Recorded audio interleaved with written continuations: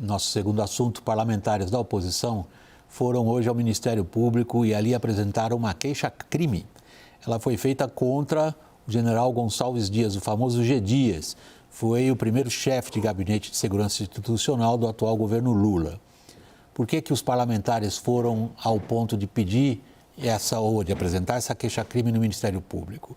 Eles estão motivados por afirmações feitas pelo ex-diretor da ABIN, feitas lá na CPMI do 8 de janeiro, que teria retirado o Gonçalves Dias, a pedido dele mesmo, Gonçalves Dias, de uma lista de avisos de problemas que poderiam acontecer. A reportagem é de Marina Demore. Saulo Moura da Cunha, ex-diretor da ABIN, afirmou que no dia 8 de janeiro avisou o general Gonçalves Dias, então ministro do Gabinete de Segurança Institucional, sobre riscos de invasão às sedes dos três poderes em Brasília. Eu comecei a falar no dia 8 de janeiro com o general G. Dias, passar informações para ele, encaminhar as informações que eu recebia, por volta das 8 horas da manhã, inclusive ressaltando a questão dos 105 ônibus. E ligo para o general G. Dias, por volta de 1h30, e falo com ele: general, nós temos a impressão, nós temos já uma certa convicção de que as sedes dos poderes serão invadidas, ou pelo menos haverá uma ação violenta em relação a esses prédios. O ex-diretor da ABIN também confirmou na CPMI que retirou, a pedido do general Gonçalves Dias, o nome dele dos relatórios da agência com alertas sobre os ataques.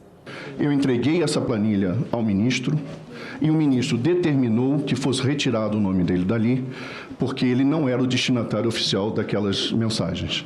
No fim do depoimento, Saulo Moura entregou o celular à comissão parlamentar para que o aparelho possa ser analisado. Os deputados também vão analisar o relatório do Exército sobre o 8 de janeiro. Os militares afirmam que o GSI avaliou como de normalidade a situação, pouco antes do deslocamento dos manifestantes que estavam acampados em frente ao quartel. Por isso, segundo o relatório do Exército, a mobilização de tropas também foi baixa. Os parlamentares também querem as imagens internas do Palácio da Justiça no dia 8 de janeiro. O pedido já foi feito ao governo, mas o ministro da Justiça, Flávio Dino, negou o requerimento, alegando que as imagens são objeto de inquérito da Polícia Federal, ainda em sigilo. O presidente da CPMI, o deputado Arthur Maia, subiu o tom e prometeu recorrer ao Supremo Tribunal Federal caso o ministro não libere as imagens em até 48 horas. O deputado falou sobre o requerimento das gravações nas redes sociais e sobre a negativa de Dino em fornecer as imagens, dizendo: se aceitarmos passivamente esse tipo de comportamento, a CPMI do 8 de janeiro estará condenada ao ridículo. Vamos à famosa nota-pé, ela tem a ver com a defesa de Gonçalves Dias. A defesa dele afirmou que os alertas recebidos por ele, pelo general no celular dele no dia 8 de janeiro, eram, abre aspas, mensagens pessoais, fecha aspas, trocadas com Saulo Cunha, aquele diretor ou ex-diretor da ABIN que vocês viram na reportagem. E que não se tratavam essas mensagens de relatórios ou avisos oficiais. A defesa disse ainda que Gonçalves Dias já havia reconhecido a existência dessas mensagens quando falou à CPI dos atos antidemocráticos na Câmara, no Congresso em Brasília. Daniel Hittner, se a oposição precisava de um pouco de alento, esses noticiários nas duas CPIs, lá onde o Gonçalves Dias deposou hoje e na CPMI, trazem esse alento. Basicamente, o resumo da ópera até aqui, ou desse libreto da ópera até aqui, é o seguinte: quer dizer, sabia-se e nada se fez. Veja, William, o Congresso Nacional terminou os seus trabalhos no primeiro semestre, antes do recesso branco que durou as últimas 2 semanas, com essas comissões parlamentares de inquérito um bocado mornas. Avaliação praticamente consensual aqui em Brasília, no governo, no próprio legislativo, era de que essas comissões não tinham criado muitos fatos novos e estavam rumando para um segundo semestre um pouco para constar. ficavam ali empurrando com a barriga até terminarem o prazo de validade, nenhum grande episódio, nenhuma grande novidade aconteceria e tudo bem, cada um toca a sua vida. As primeiras 2 sessões, uma em cada comissão pós-recesso, foram ruins para o governo. Na CPI do MST, Rui Costa, ministro da Casa Civil, foi convocado, não convidado, convocado para depor na semana que vem. E, no caso da CPMI do 8 de janeiro, houve ali o avanço de algumas casinhas. Foi decisivo? O governo avalia que não. O governo acha que está aliviado por enquanto porque não se criou, digamos, não se encurralou ninguém. G. Dias já caiu, não se chegou em alguma bomba ali que ameaçasse alguém importante do primeiro escalão do governo com esse novo depoimento. Mas certamente deu uma movimentada e encurrala um pouquinho mais. A comparação que eu vi foi a seguinte, falando assim, olha, o governo pode não ter feito tudo o que deveria. Agora, também não tomou 3 doses de uísque antes de pegar o carro.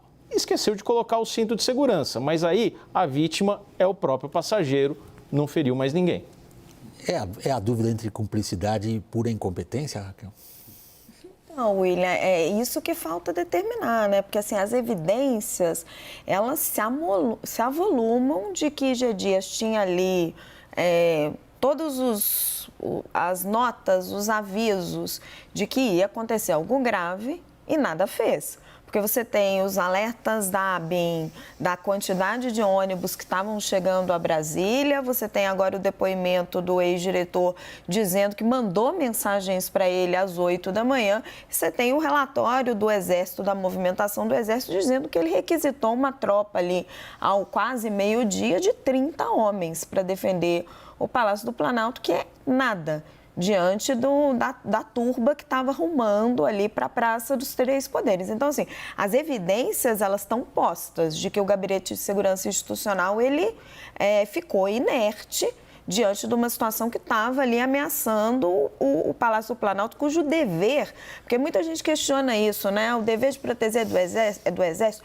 o dever de proteger o Palácio do Planalto é do Gabinete de Segurança Institucional. É ele que dá a ordem ao Exército de agir. Agora, o que a gente ainda não consegue determinar, e aí a defesa do general G. Dias não nos ajuda, porque diz que eram mensagens pessoais, se foi pura e simples incompetência, porque nos custa acreditar na narrativa da oposição de que o governo abriu as portas e deixou entrar, não faz nenhum sentido. Embora eu discorde um pouco do Daniel de que foi o passageiro que foi ferido, né, Daniel? Foi a democracia brasileira ali que foi solapada por toda essa omissão, né? Era o Palácio do Planalto que estava de joelhos, não era só o governo Lula, era um símbolo do Brasil. Mas aí está o ponto central, eu queria trazer primeiro para a Renata, depois para você, Caio, com a sua permissão, da briga política, Renata. Nós estamos diante de 2 forças políticas que se empenham em fazer prevalecer a sua visão do que aconteceu ali. Uma diz o seguinte: esses atos antidemocráticos foram organizados centralmente, tinham uma origem muito clara e essa outra força política, por exemplo, a do ex-presidente Jair Bolsonaro, diz jamais aquilo teria sido possível se não houvesse uma espécie de cumplicidade naquilo. Como se dizia naquela época, quem gosta de história como o Daniel Hittner, precisava-se de um incêndio do Reichstag para se ir à perseguição dos adversários. Ou seja, um episódio lá de 1932, 33, na Alemanha já dominada pelos nazistas, nos quais o incêndio do prédio do parlamento serve como pretexto para perseguir todos aqueles que se opunham ao governo então instaurado. Quem consegue fazer prevalecer qual visão? William, ainda que a gente avance, e me parece que iremos avançar, né, no conjunto de falhas grosseiras por parte do Executivo, e aí, mais cedo, eu conversei com um advogado de G. Dias e ele falava, olha, mensagem no celular dele, uma troca de mensagens pessoais, né, reforçando aquela ideia de que não era algo oficial. Não interessa se você recebe uma mensagem 8 da manhã, seja em qual for o meio, dizendo que tem ali problemas, e você responde, que foi isso que foi apresentado hoje na CPI, dizendo, olha, antecipando que sim, vai ter problemas, e você nada faz, você tem aí um quadro de omissão gritante. Ocorre que essa versão que você externa, que vem do lado bolsonarista, ou seja, nada disso teria acontecido se não tivesse uma enorme leniência por parte da esquerda. Essa versão, ela simplesmente não para de pé, porque para que isso acontecesse, você teria que extirpar um elemento, que é a segurança do Distrito Federal, que sabemos não estava nas mãos da esquerda. E ela é o que faz o anteparo entre os golpistas que saem do acampamento que reuniu bolsonaristas e vão em direção ao prédio, não só ao Palácio do Planalto, né, mas também às sedes dos outros poderes, que também tiveram enorme dificuldade de conter esses vândalos. Então, é essa parte que faz com que a versão da direita ela seja inexequível, é impossível de parar de pé, de que isso aconteceu porque o governo de esquerda queria que acontecesse. Não, isso aconteceu porque você teve durante anos um discurso inflamando essas pessoas, porque você teve uma enorme leniência e inação por parte das autoridades e das Forças Armadas, que deixou aquilo ali acontecer, porque o Distrito Federal nada fez, não se planejou e no dia deixou correr, e ainda por cima, os responsáveis pela guarda da sede dos poderes fizeram essa lambança que agora fica evidente. Mas nós estamos numa realidade, Renato, em que cada um escolhe seus fatos, né? Caio. Não, William, assim, vamos lá. Tá claro quem que estava lá, as cores, os pedidos, as bandeiras, em quem que aquela turma votou, né? Votaram Jair Bolsonaro, né? Apertaram 22 no ano passado, a turba que estava lá, os golpistas. Mas, por exemplo, Palácio do Planalto é a responsabilidade do Batalhão da Guarda Presidencial, do Exército Brasileiro, uma vinculação com o GSI. Se a gente for somente responsabilizar a Secretaria de Segurança Pública do Distrito Federal, a gente fala, opa, então o Palácio do Planalto era GSI, então era governo Lula, né? A minha percepção é de que o que houve do G. Dias, né, e, portanto, de um integrante, de um ministro palaciano, que tomou posse uma semana antes, escolhido pelo Lula, homem de confiança pelo Lula, foi uma negligência, incompetência. Agora, claro que não foi só essa incompetência que provocou tudo que aconteceu ali. O que provocou tudo que aconteceu ali é o que a Renato coloca, né? Tem um discurso, né? Tem meses, tem um acampamento, tem uma bandeira, tem uma revolta com a vitória do candidato da oposição, tem tudo isso. Ele sozinho, a incompetência, a negligência do G. Dias não provocou tudo aquilo. Mas, de certa maneira, todos os informes que tiveram nas 72 horas anteriores, alertando os órgãos de inteligência, que até o Ministério da Justiça tem ali um cara que cuida de inteligência, todos ali, não só o G. Dias, negligenciaram o que poderia vir a acontecer. Porque aí, né, Renato, na minha percepção, poderia o ministro da Justiça falar, G. Dias, recebi aqui o informe da ABIN, né? Polícia Legislativa do Congresso, né?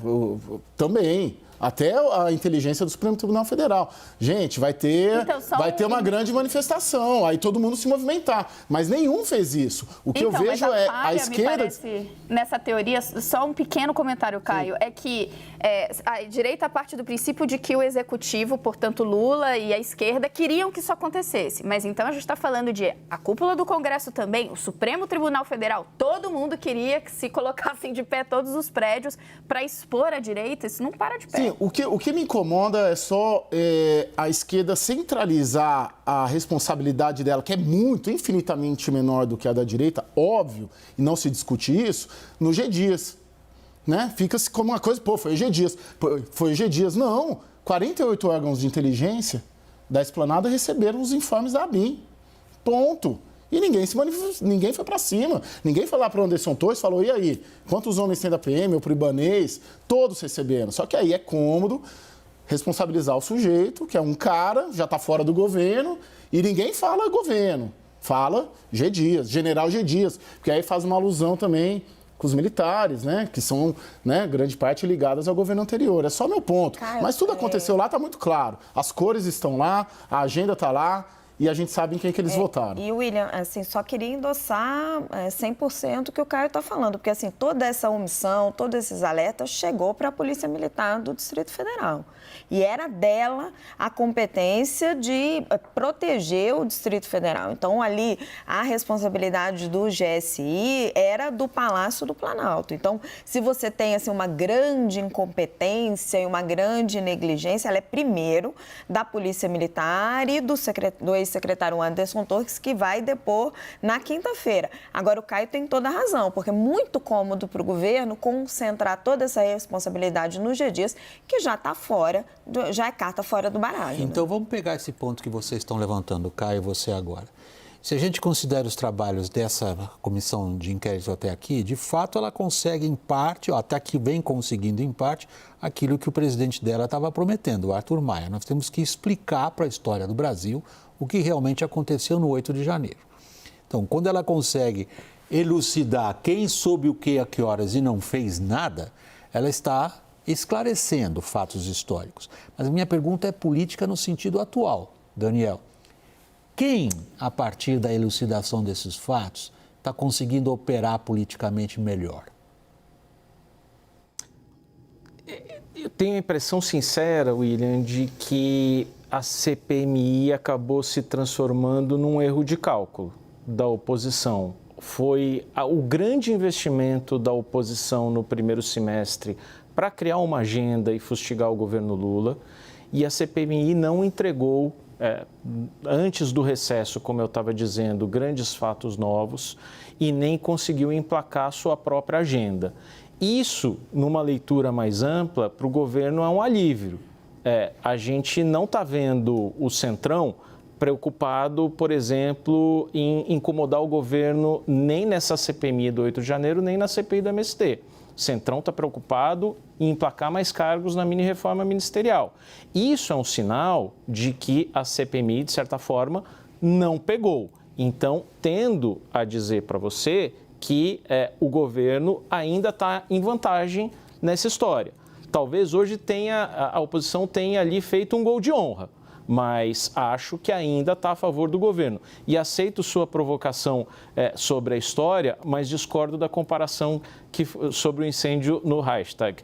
Prefiro comparar com o putsch da cervejaria em 1923, há exatos 100 anos, quando Hitler reuniu seus capangas e dentro de um restaurante tentou dar um golpe de Estado. Só que os militares, o exército não saiu da caserna, ele acabou preso, tudo redundou num grande erro. Agora, depois do fiasco, surgiu um outro líder mais perigoso.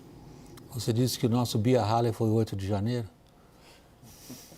Está mais para o putsch da cervejaria do que para o incêndio do Reichstag. Você ia dizer alguma coisa, Raquel? Não, só acho que não estou tanto com o Daniel nessa, não. Eu acho que essa CPMI ela é muito pendular. Acho que às vezes o governo tem uma posição, tem uma vantagem, mas às vezes ela migra para a oposição por conta da atuação do presidente da CPMI, Arthur Maia. Ele faz de uma forma onde os personagens que interessam à oposição estão ali, eles se colocam e você consegue dar voz. É isso que a gente está assistindo, né? A todas essas questionamentos e dúvidas, muitas vezes infundados, que a oposição quer colocar. Nós vamos trocar de assunto depois, vamos falar de Trump, da democracia americana. A gente normalmente troca o time, né? Usa aquela metáfora que eu não vou repetir pela 30ª vez. Então eu me despeço dos meus colegas aqui que jogam nesse time, nesse assunto. Daniel, obrigado a você, boa noite em Brasília. Renata, Raquel e o Caio.